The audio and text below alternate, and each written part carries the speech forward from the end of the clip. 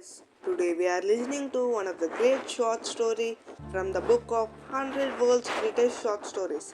The title name is The Wicked Prince. The story was written by Hans Christian Andersen and narrated by RISHI. The Wicked Prince. There lived once upon a time a wicked prince whose heart and mind were set upon conquering all the countries of the world, and on fighting the people he devastated their countries with fire and sword, and his soldiers trod down the crops in the fields and destroyed the peasants' huts by fire, so that the flames licked the green leaves of the branches and the fruit hung dried upon the singed black trees. Many a poor mother fled, her naked baby in her arms, behind the still smoking walls of her cottage. But also there the soldiers followed her, and when they found her, she served as a new nourishment to their enjoyments. Demons could not possibly have done worse things than these soldiers. The prince was of opinion that all this was right, and that it was only the natural course which things ought to take. His power increased day by day. His name was feared by all, and fortune favored his deeds. He brought enormous wealth home from the conquered towns and gradually accumulated in his residence riches which churches and halls and all who saw these splendid buildings and great treasures exclaimed admiringly, "What a mighty prince!" But they did not know what the endless mystery he had brought upon other countries.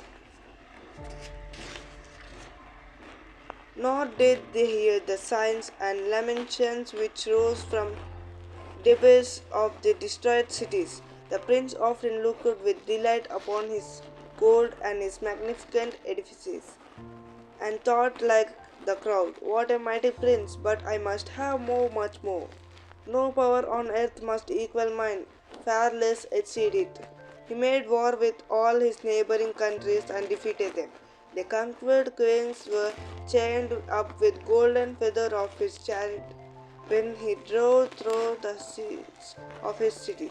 These kings had the kneel at his and his country's feet when they sat at table and leaves on morsels which they left.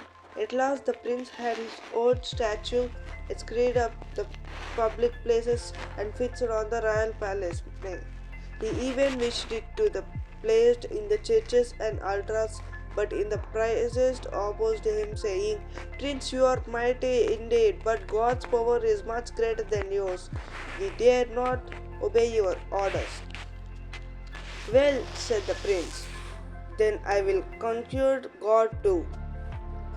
And in his haughtiness and foolish presumption, he ordered a magnificent ship to be constructed, with which he could sail through the air. It was gorgeously fitted out and many colors, like the tail of a peacock, and it was covered with thousands of eyes, but each eye was the barrel of a gun.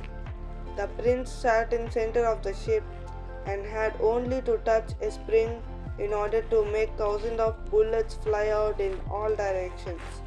While the guns were at once loaded again, hundreds of eagles were attached to the ship, and it rose with the swiftness of an arrow up towards the sun. The earth was soon left far below, and looked with its mountains and woods like a conflict where the plough had made furrows which separated green meadows. Soon it looked only like a map with indistinct lines upon it, and at last it entirely disappeared in amidst the clouds. Higher and higher rose the eagles up into the air. The god sent higher and a number of angels against the ship.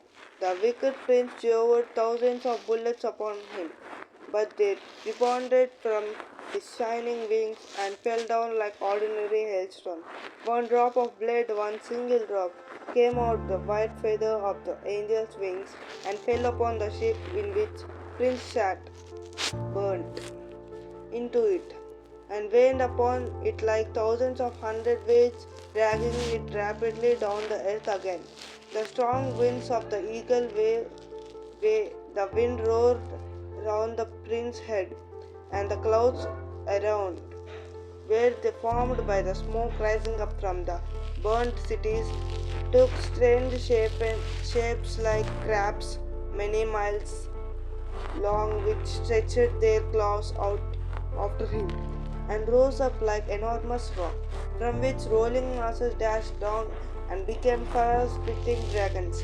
The prince was lying half dead in his ship, when it sank at last with a terrible shock into branches of a large tree in the wood. "I will conclude, God," said the prince. "I have sworn it. My will must be done." And he spent 7 years in the construction of wonderful ships to sail through the air, and had rods cast from the hardest steel to break the walls of heaven with. He gathered warriors from all countries, so many that when they were placed side by side, they covered the space of several miles. They entered ships, and the prince was approaching his own when God sent a swarm of gnats.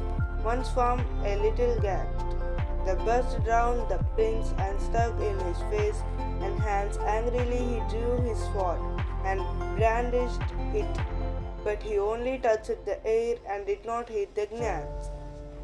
Then the order of his servants to bring costly covering and wrap him in them, that the gnats might no longer able to reach him. The servants carried out his orders, but one single gnat had placed itself inside the convergence, crept into Prince's ear, and struck him. The place burnt like fire, and poison entered in his blood.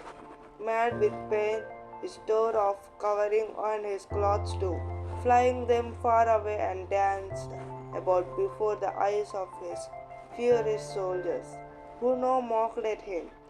The mad prince who wished to make war with God, and was overcome by a single little ant.